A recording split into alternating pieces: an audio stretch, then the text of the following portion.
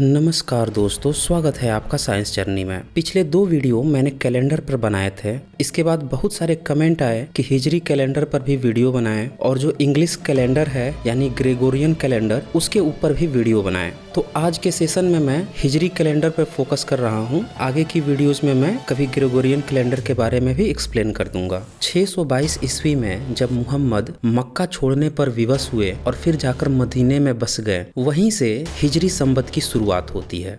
अब मुहम्मद मक्का छोड़कर मदीना जाने के लिए क्यों विवश हुए थे, इसके पीछे की कहानी अलग है। उसके बारे में मैं संक्षिप्त में आपको बता देता हूँ। अगर आप अरबियों का इतिहास पढ़ें तो आप पाएंगे कि 6वीं सदी से पहले वहाँ पे अलग अलग समुदायों के कबीलों के लोग रहते थे और सभी कबीलों की एक एक मूर्तियाँ वहीं पे जो काबा था उसमें स्थित थी। पूरे 360 मूर्तियाँ थी। इससे पता चलता है कि कम से कम 360 कबीले के लोग वहाँ रहते थे। इसके अलावे यहूदी भी रहते थे, ईसाई भी रहते थे और बुद्धिस्टों के भी कुछ प्रमाण मिले हैं, लेकिन वे सभी आपस में लड़ते रहते थे। ऐसी कोई झड़प की घटनाओं का उल्लेख नहीं मिलता। और चूंकि एक ही काबे के अंदर सभी कबीलों की मूर्तियां थीं, इससे ये पता चलता है कि सभी बहुत ही सद्भाव से, भाईचारे से वहाँ पे रहते थे। लेकिन जब मुहम्मद का आगमन हुआ तो उसने उन देवी देवताओं का अपमान करना शुरू कर दिया। लेकिन वहाँ के लोग बहुत ही सहिष्णु थे, भाईचारे वाले थे, तो उन्होंने मुहम्मद को पागल समझकर छोड़ दिया। लेकिन मुहम्मद ये काम लगातार करते रहा, लोगों को देवी देवताओं के खिलाफ लगातार भड़काता रहा, जिस कारण से वहाँ के लोग मुहम्मद पर भड़क गए। फिर मुहम्मद को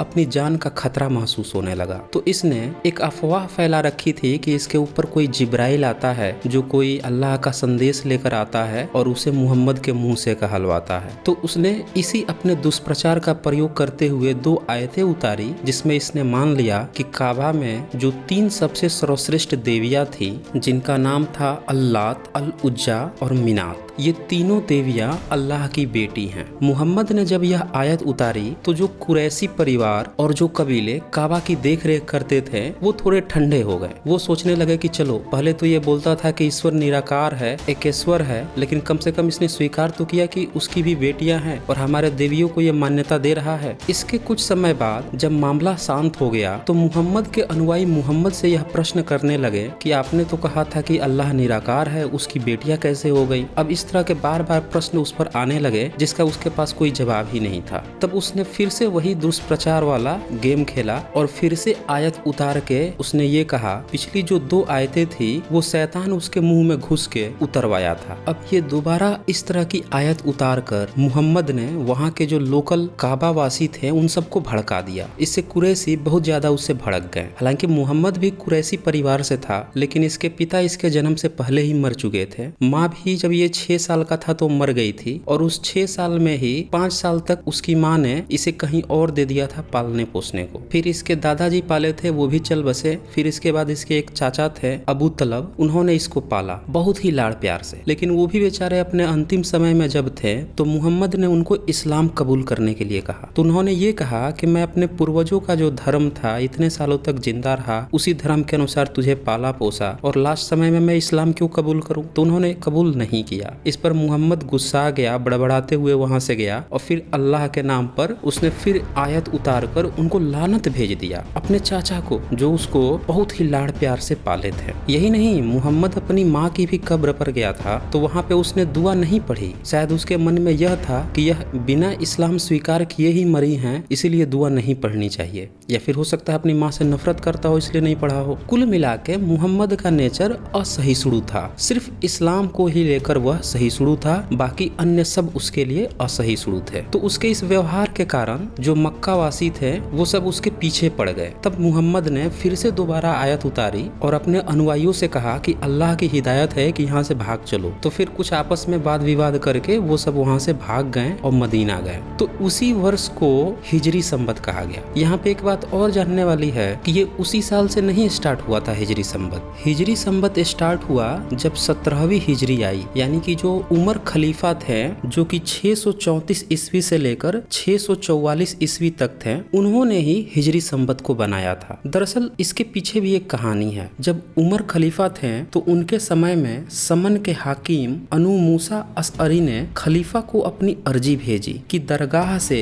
शबान महीने की लिखी हुई लिखावटें आई हैं, लेकिन उनसे यह मालूम नहीं होता है कि कौन सा यानी कि किस वर्ष का शबान है। दरअसल जब मुहम्मद मक्का से मदीना गया था, वहाँ से ये लोग अलग ही शब्दावली में अपना कार्य करते थे। उस समय हिजरी संवत की शुरुआत नहीं हुई थी, तो लोग जो पहले के पैगंबर के कार्य थे उसी के नाम पर वर्ष को बता दिया करते थे। जैसे कि पहले वर्ष को यजन अर्थात आज्ञा यानी कि मक्के से मदीना जाने का वर्ष, दूसरे को हुकुम का वर्ष यानी उस वर्ष में मुसलमान न होने से लड़ने का हुक्म होना माना जाता है आदि। तो अब ये जो समस्या खड़ी हो गई कि फिर ईसवी सन नहीं है तो सन कैसे माना जाए, तो इसी की प्रॉब्लम सॉल्व करने के लिए जो उमर खलीफा था वो अपने सारे सलाहकारों को मिलाकर और जिस वर्ष मुहम्मद ने मक्का से मदीना गया था उसी वर्ष से हिजरी संवत की शुरुआत की थी। अब थोड़ा हिजरी संवत क्या होता है ये भी समझ लीजिए। जब हिजरी कैलेंडर बनाया गया तब ईसाइयों का कैलेंडर भी हुआ करता था,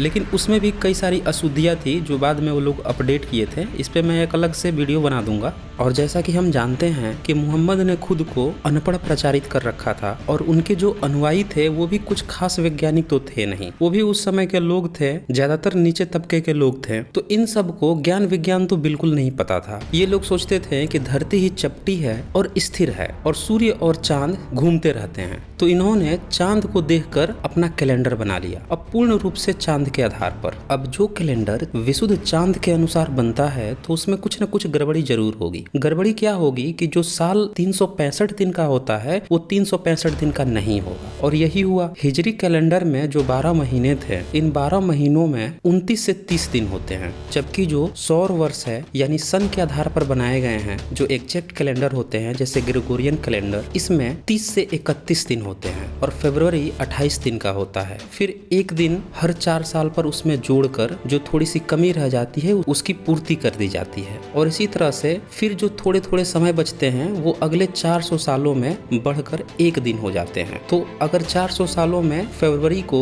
30 दिन कर दिया जाए तो वो भी अशुद्धि दूर हो जाती है। इसी तरह से भारत में जो शक संवत है इसमें भी 12 महीने होते हैं और ये भी चांद पर ही आधारित है, लेकिन ये लोग बुद्धिजीवी लोग थे। इन्होंने क्या किया कि हर तिमाही पर जो दिन अधिक हो रहे थे उसको एक अर्धमास लगाकर उसकी पूर्ति कर देते हैं। तो जो साल में दिन छोटा होने की अशुद्धि होती है वो भी दूर हो जाती है। लेकिन हिजरी कैलेंडर में ऐसा नहीं है, उसमें साल में 355 दिन होते हैं और आज तक न किसी खलीफा ने और न ही किसी स्कॉलर ने इस अशुद्धि को दूर करने की कोशिश की। वे सभी अभी भी यही सोचते हैं कि कुरान अल्लाह की अंतिम किताब है और जो जो बातें उसमें लिख दी गई हैं वही अल्लाह का आखिरी नियम है। जबकि वैज्ञानिक रूप से आप यहीं पे देख लीजिए हिजरी कैलेंडर पूरी तरह से गलत है। 10 दिन की शॉर्टेज हो रही है। तो इससे आप ये समझ सकते हैं कि ये लोग सुधार तो कतई नहीं चाहते हैं, जो गलती है उसको भी सही मानकर उसे भी जस्टिफाई करने का प्रयास करते हैं। जबकि आप इतिहास पलटे तो आप पाएंगे कि जो ग्रेगोरियन कैलेंडर था वो भी कई बार अपडेट किया गया, वहाँ भी थोड़े बहुत विवाद हुए लेकिन लोगों ने एक्सेप्ट भी किया।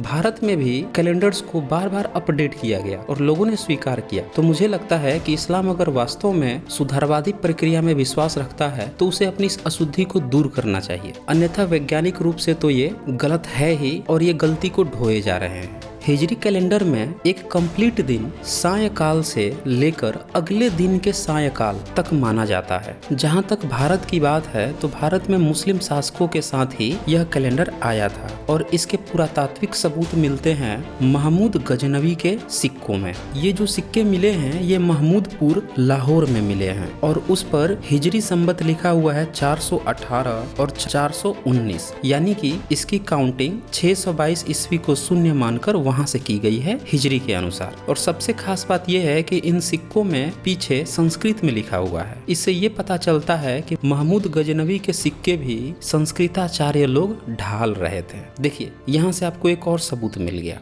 कैसे मुस्लिमों की सहायता इन संस्कृत के नाम पर ये जो ब्राह्मणवादी लोग आज गाना गा रहे हैं कैसे उस समय उनकी सहायता करते थे, उनके नाम पर सिक्का डाल रहे थे। तो दोस्तों इस वीडियो को ज्यादा से ज्यादा लाइक कीजिए और ज्यादा से ज्यादा शेयर कीजिए ताकि सभी लोगों को हिजरी संवत के बारे में सही जानकारी मिल सके। तो आज बस इतना ही।